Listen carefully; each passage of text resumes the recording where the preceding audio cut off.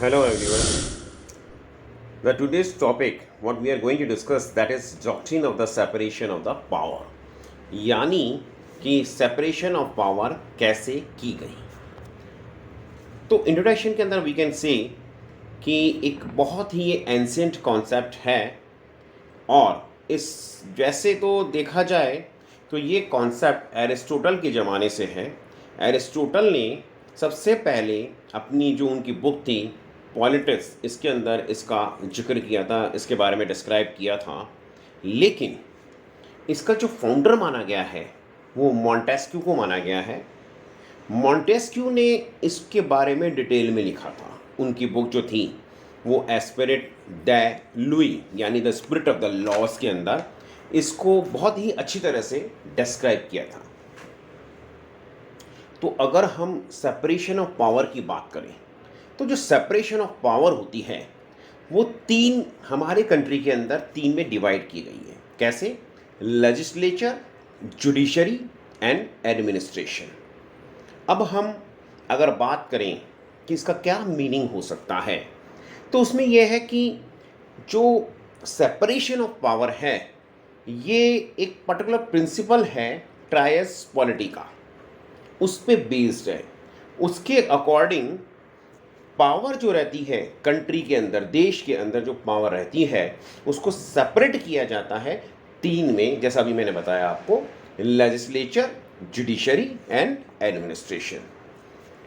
कहने का मतलब ये है कि यहाँ पे जो समझाने की कोशिश की जा रही है कि पावर जो है वो एक सिंगल ऑर्गन पे सेंट्रलाइज नहीं होनी चाहिए, यानी एक पर्टिकुलर व्यक्ति के हाथ में सारी पावर नहीं होनी चाहिए. पावर जो है वो डिवाइड हो जानी चाहिए अलग अलग, क्योंकि अगर ये पावर डिवाइड नहीं होएगी तो क्या होगा? ये होगा कि इनएफिशिएंसी रहेगी, डिक्टेटरशिप आएगी. यानी एक ही पर्सन ओमनीपोटेंट यानी मोस्ट पावरफुल बन जाएगा तो डिक्टेटरशिप चालू हो जाएगी. तो ऐसा दूसरा इसमें बताया गया है कि गवर्नमेंट के जो ये तीन ऑर्गन्स हैं इनमें ये ऑर्गन्स एक दूसरे के वर्किंग या फंक्शनिंग के में बीच में इंटरफियर नहीं करेंगे. यानी जो जिसका जो काम कर रहा है वो करेगा, दूसरे के वर्क के अंदर बीच में दखलंदाजी नहीं करेंगे. अब क्या होता है कि एक गवर्नमेंट का कोई भी एक पर्टिकुलर जो है, मतलब जो भी वो फंक्शन परफॉर्म कर रहा है तो वो करेगा, दूसरा जो पर्टिकुलर ऑर्गन है वो दूसरा अपना परफॉर्म करेगा. जैसा कि मैं बताऊं कि जैसे A can not do, example अपन देते हैं कि A can not do B's work, B can not do D's work, C's work sorry, और we can say vice versa. यानी ए का काम बी नहीं कर सकता, बी का सी नहीं कर सकता, सी का बी नहीं कर सकता या बी का ए नहीं कर सकता. तो इसमें एक फेमस केस लॉ था किल्सबॉर्न वर्सेस थॉमसन जो 1881 के अंदर आया था. उसमें सुप्रीम कोर्ट ने ये कहा था कि the successful applicability of constitution, the separation of power is mandatory. यहाँ पे एक और बात जानने योग्य है कि जो सेपरेशन ऑफ पावर है जो प्रोपाउंड की गई है वो इंग्लिश कॉन्स्टिट्यूशन के बेसिस पे की गई है, लेकिन प्रैक्टिकली ब्रिटेन में ये पाई नहीं जाती है. इस doctrine of separation of power को जो मेन रिकॉग्निशन मिला है वो अमेरिका में मिला है. अमेरिकन कॉन्स्टिट्यूशन के आर्टिकल 1, 2 एंड 3 के अंदर इसको एक्सप्लेन किया गया है.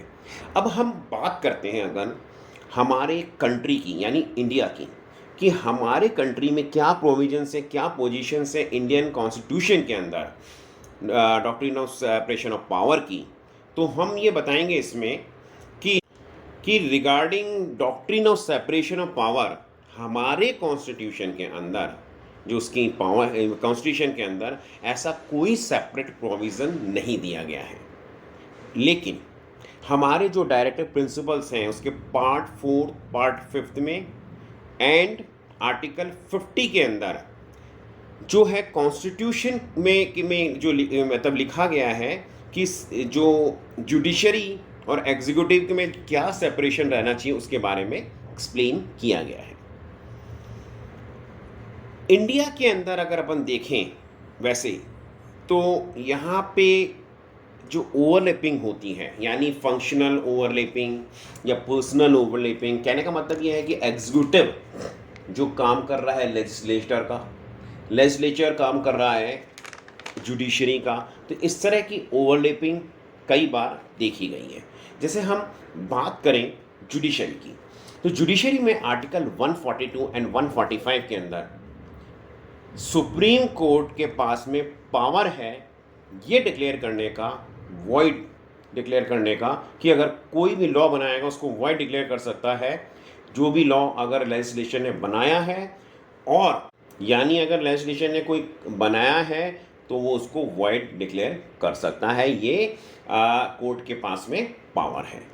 सेकंड, हम ये कह सकते हैं कि जो कोर्ट है कोई भी अमेंडमेंट को वॉइड कर सकता है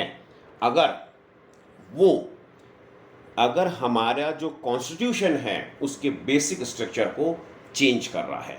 ये बात Kesavananda Bharati versus state of Kerala 1973 के अंदर मेंशन की गई थी। अब अगर हम बात करते हैं एग्जीक्यूटिव की, तो एग्जीक्यूटिव के अंदर हम देखेंगे कि जो इंडिया के प्रेसिडेंट हैं वो एक लॉ मेकिंग पर्सन माने जाते हैं। वो लॉ बना सकते हैं ऑर्डिनेंस के फॉर्म में, उनके पास पावर दी गई है अंडर आर्टिकल 123, और उनके पास में जुडिशियल पावर भी दी गई है अंडर आर्टिकल 1031 और 2173 में। इसके अलावा वो सुप्रीम कोर्ट से कंसल्ट कर सकते हैं आर्टिकल 143 के अंतर्गत। उसके बाद हम देखेंगे तो प्रेसिडेंट के पास में पावर दी गई है पार्डनिंग पावर अंडर आर्टिकल 72, यानी कोई व्यक्ति अगर जाकर के एप्लीकेशन लगाता है प्रेसिडेंट के पास में माफ़ी की, तो प्रेसिडेंट को यह अधिकार है कि उसकी सज़ा को वो कम कर सकते हैं, ख़त्म कर सकते हैं। उसके बाद में आता है कि वो जो चीफ जस्टिस हैं या जजेस हैं, यानी जो जजेस को उनको अपॉइंट कर सकते हैं। नेक्स्ट है लेजिस्लेचर। लेजिस्लेचर के अंदर के पास में भी बहुत मतलब एक डिफरेंट पावर है। डिफरेंट पावर का मतलब इम्पीचमेंट, प्रेसिडेंट के अगेंस्ट इम्पीचमेंट लाने का अंडर आर्टिकल 61, जजेस को रिमूव करने का। उसके अलावा उनके पास प्यूनिटिव पावर है अंडर आर्टिकल 1053 में। उसके अलावा वो जो है सेलेक्ट कर सकते हैं काउंसिल ऑफ मिनिस्टर्स को फ्रॉम द लेजिस्लेचर। एक फेमस केस लॉ था state of Tamil Nadu versus Shyam सुंदर 2011। इसमें सुप्रीम कोर्ट ने ये प्रोपाउंड किया था कि जुडिशियल डिसीजन कोई भी आ गया तो उसके बारे में जो भी उनने डिसीजन, मतलब कोर्ट ने जो डिसीजन दिया है, यानी कि उनकी जो वर्किंग है, जुडिशरी की जो वर्किंग है, उसमें लेजिस्लेचर इंटरफियर नहीं कर सकता। तो कंक्लूजन के बारे में कहेंगे, यानी निष्कर्ष क्या निकला, यानी इन द एंड अगर हम बात करें कि doctrine of separation of power के बारे में अगर एंड करते हैं, उनका कंक्लूजन निकालते हैं तो क्या रहेगा। कंक्लूजन निकालते हैं तो ये रहता है कि हमारे देश में, इंडिया के अंदर इसको फॉलो किया जाता है। हालांकि कुछ ओवरलैपिंग भी है यहाँ पे, लेकिन काफ़ी वेरियस एक्सेप्शन के साथ में हम इंडिया में इसको फॉलो करते हैं। और देखा जाए तो यूके के अंदर अच्छी तरह से कभी इसके अंदर शायद इसको फॉलो नहीं किया गया, लेकिन United states of America USA के अंदर इसको बहुत ही अच्छी तरह से फॉलो किया जाता है। So thank you very much for watching my video. Please